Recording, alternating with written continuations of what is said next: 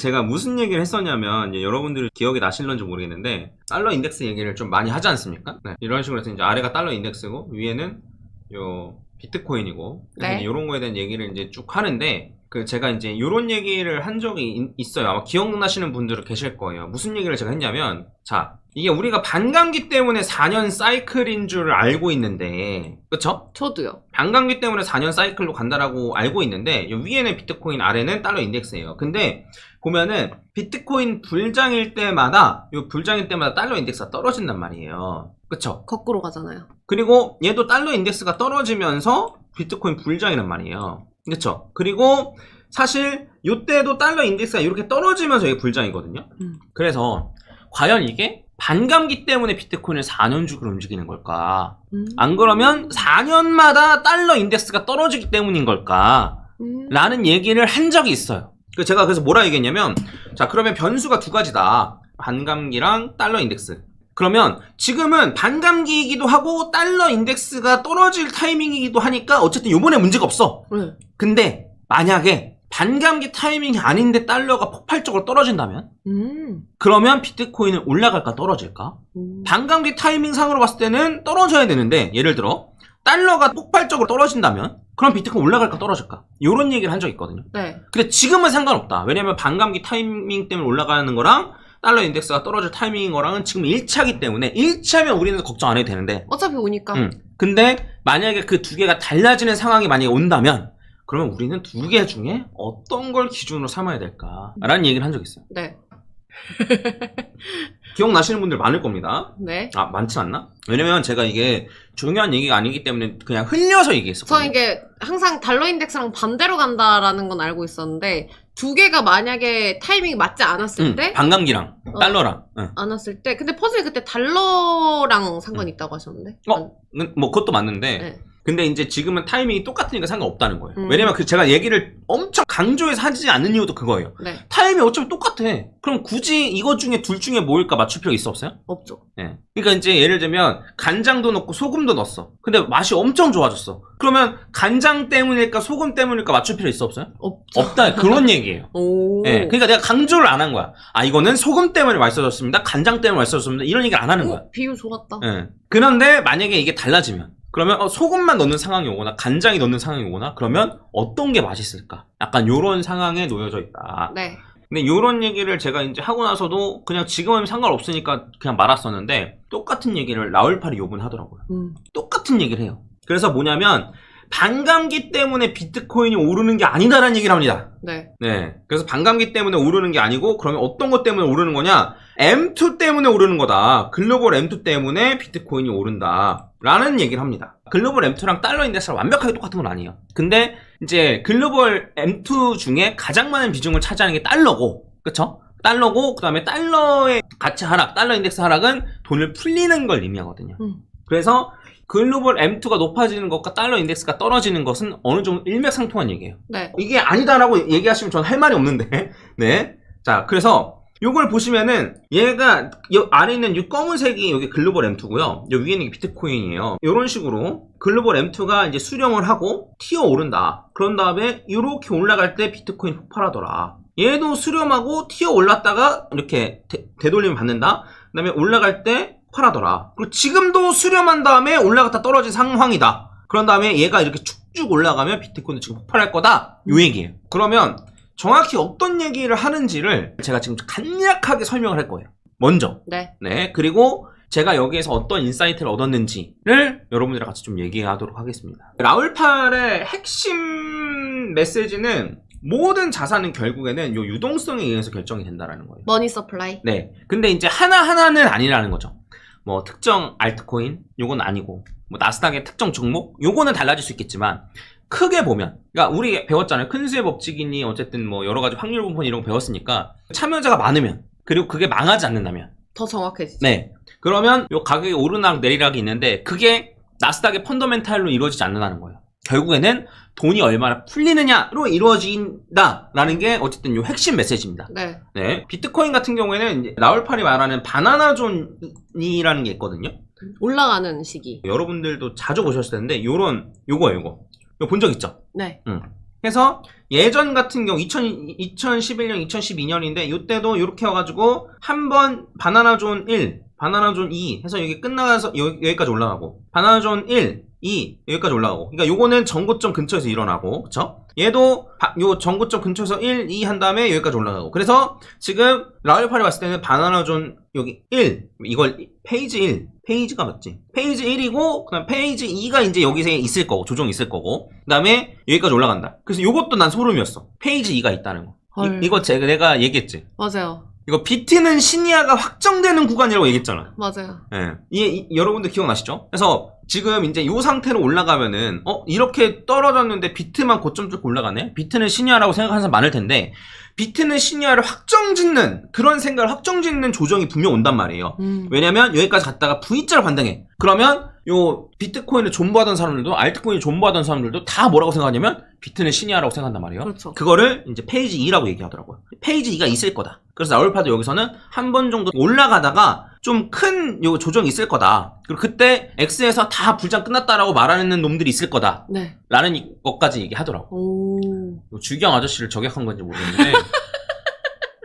아니에요. 주 아저씨 이번에 10만 넘으면 말 바꾸기로 했어요. 아, 그래? 네. 네. 뭘 하는 거 아니지? 장난친 거예요? 네. 해서 이제 바나나존에 지금 위치해 있다. 뭐가? 요 비트코인이. 그쵸. 근데 이제 점점 비트는 신이 오고 있잖아요. 맞아요. 이제 여기서 고점 뚫고 올라가면 알트코인은 저 바닥에 있는데 비트코인만 올라갔으니까 비트는 신이야 구간이 분명 오겠죠. 그래서 이제 라울팔 중요한 거는 글로벌 유동성 M2랑 비트코인이랑 비교하면 상관관계 90% 이상이고 그리고 나스닥은 97%다. 나스닥이 오히려 더 잘 맞는다. 뭐 이런 얘기를 합니다. 그리고 그것도 제가 이따가 다룰 거예요. 이것도 중요한 얘기예요. 자, 해서 지금 요런 상황이다. 그래서 이제 바나나존 페이지 1이 끝났고 2로 진입하려는 상황이니까 네. 요 상황이 있으니까 이제 비트코인 앞으로 치고 올라갈 가능성이 높다. 정도로 얘기하고 얘가 이제 얘기하는 거는 한 45만 달러 정도까지 갈 가능성이 높다. 물론 예상이지만 네. 예상이지만 45만 달러까지 그러니까 최대치를 45만 달러로 얘기했었어요. 저 주세요 그러면. 45만 달러 갑시다. 최고치를 이제 45만 달러처럼 얘기를 했다. 그리고 이 다음에 마지막에 얘기했던 게 수익 짱짱맨. 맞아. 그 다음에 수익 짱짱맨. 요 수익 말고 딥 뭐라고 그랬었는데 딥코인이라고 했었나? 아무튼 뭐 다른 잡코인 있더라고요. 거기 짱짱맨 이런 식으로 얘기했더라고요. 그리고 얘기를 하는 게 계속 이러한 공포는 반복될 거라는 거예요. 네. 그리고 이제 요 페이지 2에서도 있을 거다. 네. 그래서 우리는 요때 정신 차리고 기회를 놓치면 안 된다. 맞아. 이런 얘기를 했었습니다. 그리고 이제 하나 더 얘기했던 건 뭐냐면 그러면 요게 끝나는 시기는 언제일 것인가에 관한 얘기를 했었었는데 우리는 비트코인의 고점을 올해 10월 늦어도 11월 정도로 예상하고 있는 거잖아요. 네. 근데 라울팔이 얘기한 건 내년 1사분기나 2사분기까지 갈 수 있다. 왜 그렇게 생각을 하나요? 왜냐면 선거랑 맞물려서 중간 선거랑 맞물려서 그럴 가능성이 있다 라고 보고 있는 거죠. 그럼 이번엔 그러면 저희가 생각하는 반감기 전 900일 그게 사이클이 안 맞을 수도 있겠네요. 그래서 그거에 대해서도 이따가 얘기해 볼게요. 아 누가 맞냐? 퍼울팔과 라우팔의 대결. 아니 그런 건 아니고 세계의 맞대결. 저는 이제 당연히 이런 얘기가 나오면은 제가 당연히 물어봤겠죠. 여러 가지 GPT랑 물어보면서 생각을 좀 정리했겠죠. 네. 그래서 이제 결론은 그건 거죠. 그러면 내가 알던 반감기 사이클이랑 요거랑 네. 다른 건데 그러면 언제 고점일 가능성이 높은 것이냐. 그리고 고점을 맞추는 것보다도 어떻게 매매 전략을 가져가는 게 좋을 것이냐. 그렇죠. 근데 매매 전략까지는 오늘 얘기 안 할 거예요. 네. 만약에 내년 1사분기까지 간다고 했을 때 매매 전략을 말씀 안 하신다는 거죠? 네, 맞아. 만약에 이제 그런 것까지 감안해서 매매 전략을 지금 짜고 있습니다, 제가. 어떻게 하는 게 최선인가? 네, 그렇죠. 네. 자, 그러면 이렇게 하자마자 제가 의문이 든 건 첫 번째는 요거였어요. 요 라울팔이 얘기하는 건 요겁니다. 요거 아까 전에 봤던 그거예요. M2고 이제 요렇게 M2가 이렇게 수렴하다가 한번 되돌림 받고 올라가고 수렴하고 되돌림 받고 올라가고 수렴하고 되돌림 받고 올라가고 요거잖아요. 근데 요 타이밍에 맞춰서 비트코인 올라간다는 거잖아요. 네. 그래서 반감기랑 상관이 없다는 거예요. M2 떨어질 때 그러니까 M2가 선행하고 있잖아요 지금. 근데 요건 봤을 때는 선행이 아니에요. 비트코인 먼저 떨어진 다음에 M2가 떨어지기도 해요. 아 그러네요. 네. 근데 크게 봤을 때는 그래도 10주 12주 옮겼을 때 M2가 선행하고 있는 거 아니에요? 그래서 지금 비트코인이 오른다고 맞아요. 말하는. 지금은 그래요. 근데 요거 그래서 이따가 얘기해 줄게요. 네. 네. 자, 그러면 제가 첫 번째로 든 의문은 이거예요. 왜 M2는 수렴하다가 한번 올라갔다가 떨어지고 되돌림 있고 올라가는가? 왜 이런 패턴이 M2는 반복되는가에 대한 얘기를 라울팔이 여기서 합니다. 뭐라고 얘기하냐면 자, 모든 국가는 부채를 통해서 돈을 푼다는 거예요. 돈을 빌려서 돈을 푼다는 거예요. 미국 같은 경우도 네네네. 그렇고. 근데 그 부채 만기가 3년에서 5년이고 일반적으로 4년이라는 거예요. 그래서 부채의 만기가 끝날 때쯤에 단기 부채를 만든다는 거예요. 단기적으로 짧은 사이클에 원래 한 4년 정도 만기가 되는 걸로 이제 돈을 발행해버리는데, 빚내서 발행해버리는데, 네. 근데 그게 아니고 만기쯤 되면은 단기적으로 그걸 막아야 되니까. 네네. 요 네. 만기를 막아야 되니까. 음. 그래서 단기적으로 발행했다가 그것 때문에 위기가 살짝 오고 그 다음부터는 4년 만기 이후에 새로운 걸 찍는다는 거야. 그렇죠. 그래서 4년마다 반복이 된다는 거야. 아, 그 주기가 4년이라고 보고 있는 거죠? 근데 여기서 딱 이렇게까지만 들으면 이제 저는 의문이 들었죠. 왜냐? 야, 그게 말이 돼? 의문점이 들었던 게 뭐냐면, 자, 첫 번째는, 야, 다 4년짜리만 있는 건 아닐 거 아니야. 4년도 있고, 5년도 있고, 6년도 있고, 7년도 있을 거 아니야. 근데 왜 하필 4년이야? 첫 번째. 두 번째는, 야, 2011년에 만약에 발행했으면 2015년이 만기고, 만약에 2012년에 발행했으면 2016년에 만기고, 2013년에 발행했으면 2017년에 만기고, 그러면 왜 4년마다 이게 만기가 몰려있어? 이게 의문이었다. 네. 그때 뭐래요? 그래서 이제 요거에 대해서 이제 얘기를 하니까 이제 얘기를 해볼게요. 자, 일단 평균 만기는 국가별로 일단 다양은 한데 뭐냐면 미국은 평균적으로 한 6년 정도 되고요. 네. 그다음에 일본은 한 8년에서 9년. 그 다음에 유럽 같은 경우에는 한 6에서 7년. 그 다음에 신흥국은 3에서 5년. 선진국은 한 6년에서 7년 정도로 보는 게 맞고, 그 다음에 신흥국을 포함하면 4년에서 5년 정도라는 거예요. 근데 요거 말고 이거는 글로벌 말하는 거고, 근데 회사채나 은행, 기업 은행 개인 부채 같은 경우에는 일반적으로 3년에서 5년 만기가 많다는 거예요. 네. 그 시장에서는 국가만 부채를 지는 게 아니고 기업도 지고 뭐도 지고 다 지기 때문에 그런 걸 평균 내보면 4년 정도가 맞다 라는 식으로 이제 얘기를 하는 거예요. 네. 근데 그럼 오케이, 4년이라는 건 내가 한번 양보할게. 아직도 4년 주기로 하는 거 나 아직 사실 솔직히 말하면 좀 그래. 5년일 수도 있고 6년일 수도 있는데 그렇죠. 굳이 왜 4년이라는 거 나 사실 좀 인정 못하겠어. 근데 오케이, 그럼 4년이라고 내가 양보해. 근데 4년이 그 해에 몰릴 가능성은 정말 낮잖아요. 그렇죠. 근데 이게 왜 그런지를 제가 곰곰이 다시 생각해보니까 왜 그러냐면, 자, 우리가 생각해봤을 때 한 번씩 리셋 버튼이 있는 거야.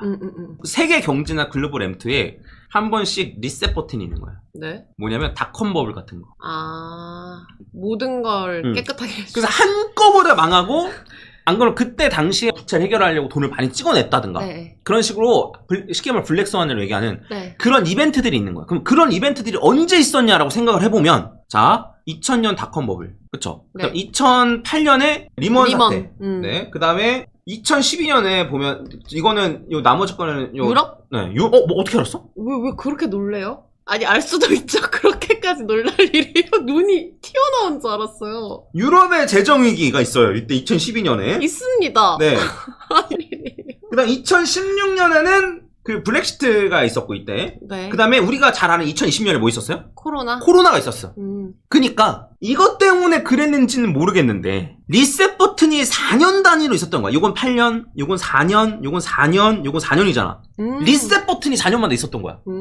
그러니까 4년마다 있으니까 예전부터 계속 4년마다 리셋 버튼이 눌리니까 그냥 2001년에 있을 수도 있고 2002년일 수도 있잖아요. 이런 게 요런 4년 단위가 아닌 애들은 리셋 버튼 때 그냥 리셋 버튼 눌리는 거야. 아, 어쩔 수 없이. 그러니까 이제 기업이 한꺼번에 망할 수도 있고, 안 그럼 그때 부채를 다시 발행해야 될 수도 있고, 그때 리셋 버튼을 딱 눌러지는 타이밍인데 이게 4년 단위인 거야. 무서워, 뭐야. 물론 2000년, 2008년 요거 때문에 뭐 2012년 여기까지 해가지고 4년이 계속 반복되는 건지, 아니면 뭐가 선행인지는 아직 어려워요. 그래서 4년마다인 거를 라울파를 이런 식으로 설명을 한 거예요. 어떤 식으로 설명? 아니, 요런 거 만기가 4년이야. 근데 나 잘 모르겠는데? 그럼 4년이라고 쳐. 양보했다고 쳐. 근데 그러면 2001년, 2002년, 2013년에 발행한 건 뭔데? 리셋 버튼 눌리잖아. 네. 그러니까 계속 이렇게 유지가 되는 거야. 그래서 요때 만기가 될 가능성이 높고 만기인 애들이 많고, 요 만기를 해결하기 위해서 단기로 이제 부채나 이런 거, 채권이나 이런 거 마련해가지고 이거를 커버시키고, 요게 회수된 다음에 장기 또 발행, 또 그런 다음에 여기서 만기 요거 한번 튀어 올랐다가 떨어진 것도 단기로 요거 좀 커버한 다음에 다시 이렇게 장기로 해서 요번에도 마찬가지로 글로벌 M2가 요렇게 가서 올라간 다음에 떨어진 다음에 다시 올라간다. 요런 얘기를 하는 거예요. 그럼 이제 4년이 계속 4년으로 되는 거고. 그리고 요거 포함해서 선거 사이클 때문이기도 하고. 그래서 요거를 기점으로 글로벌 M2가 계속 폭발적으로 오르는 시기가 4년마다 있고, 네. 그거에 따라서 비트코인도 따라서 움직인다는 거예요. 자, 그럼 이제 여기까지 했으면 오케이, 좋아. 여기까지 네가 말한 거 알겠어. 난 아직도 4년이 좀 애매한데 갖다 붙이는 것 같기도 하고. 이제 오케이인데, 그러면 여기서 이제 또 생각을 제가 한 건 이거죠. 아, 그러면 라울팔의 말이 맞다면 네. 내년 1분기랑 2분기 사이, 늦으면 2분기까지도 돈이 풀릴 거라고 하는데, 그쵸? 돈이 풀릴 거라고 하고 비트코인도 그때까지 올라갈 거라고 하는데, 근데 그게 맞을 가능성이 높은지. 그러면 이게 반감기 때문에 오르는 게 아니라면, 만약에 비트코인 지금 오르고 내리려고 하는 게 반감기 때문이 아니라면, 그럼 반감기랑은 왜 그렇게 잘 맞는지에 대한 고민을 할 수도 있는데, 그런 고민은 하진 않았고, 제가 이제 챗GPT한테 물어본 건 이거였어요. 뭐냐면, 챗GPT한테 물어본 게 결국 제가 생각을 정리하는 거죠. 자, 그렇다고 치기에는, 반감기 때문이 아니라고 치기에는 너무나 애매한 게 많아요. 뭐냐면, 여러분들도 잘 아시다시피, 요 고점에서 고점 돌파하는 거, 고점 대비 고점 돌파하는 거 며칠 정도 걸리죠? 고점에서 고점이요? 네. 고점 대비 고점 돌파하는 거. 여러분들 아시죠? 4년 사이클 아니에요? 뭔 말이지? 아니, 그, 기간. 여기 고점에서 고점 900일? 돌파하는 거. 그건 반감기에서 거꾸로 오는 거. 네. 근데 고점 대비 고점 돌파하는 거는 1100일 정도 걸려요. 1200일 걸리기도 하고, 네. 1100일 걸리기도 하고, 요번에도 마찬가지로 고점에서 고점을 확실하게 여기 돌파한 요 구간 있죠? 요거 네. 튀어나오는 거 말고, 여기서부터 여기까지를 따지면 요게 이제 한 1100일 정도 걸렸거든요. 그래서 고점 대비 고점 돌파하는 거는 1100일, 안 그럼 뭐 1200일은 상관없고 요 정도를 일정하고, 그 다음에 반감기에서 지난번 고점까지 마이너스 900일, 요건 기억나죠? 네. 해서 950일, 900, 뭐 마이너스 920일, 마이너스 900일 이렇게 계속 반복되는데, 이렇게 하면 대략 저 정도라는 거죠? 근데 반감기 기점으로 지난번 고점은 너무나 900일 근처에서 정확해요. 그래서 이런 걸 보면 반감기에 영향이 없다고 할 수 있나? 아니요, 있다고 생각하는데요. 왜냐면 어쨌든 반감기 자체가 공급량 제한인 거잖아요. 저도 그렇게 생각해요. 네. 뭐라고 하는 건 아니고 저도 그렇게 생각한다는 거야. 그래서 이제 그런 식으로 얘기한 거죠.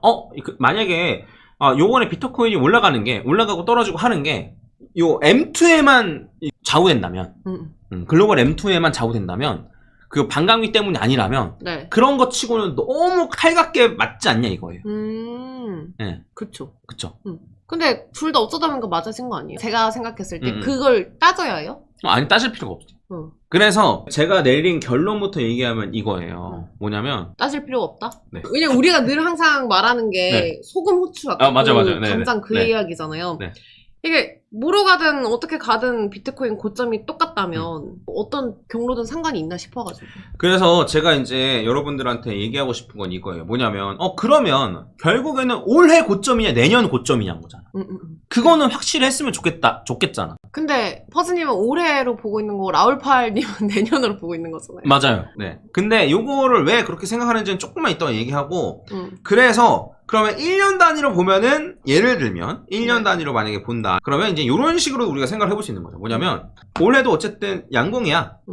양봉이고 내년에는 음봉이 맞아. 예를 들어. 아, 그쵸. 내년에 음봉이 맞는데, 음봉을 만약에 라울팔 말이 맞다면, 네. 음봉이 어떻게 나와요? 꼬리를 길게 달고. 그러겠다. 망치처럼, 그쵸? 2분기에 고점 찍으면 이렇게 고점을 더 갱신해서 올라가고, 그 다음에 어쨌든 음봉을 만들 가능성이 높다는 거예요. 그럼 너무 무서운데? 제가 생각하는 거는 이제 오히려 꼬리가 달면 오래 달린다. 꼬리가 달 거면 오래 달리고, 내년은 음봉일 가능성이 높다라고 보는 게 이제 제 입장이고. 그렇죠. 근데 뭐가 맞을지 알아요, 몰라요? 모르죠. 모른다. 근데 꼬리가 얼만큼 될지도 모르잖아요, 사실. 그쵸? 네. 라울팔 말대로 하면 내년에 꼬리가 엄청 길게 달리는 거고, 제 말대로 된다라고 하면은 그냥 네, 음봉. 네, 요런 식으로 될 가능성이 있다. 그래서 이제 뭐 저도 나름 정리를 좀 해봤는데, 그러니까 요러한 경우의 수도 있다라는 정도만 오늘은 좀 얘기하고 싶어요.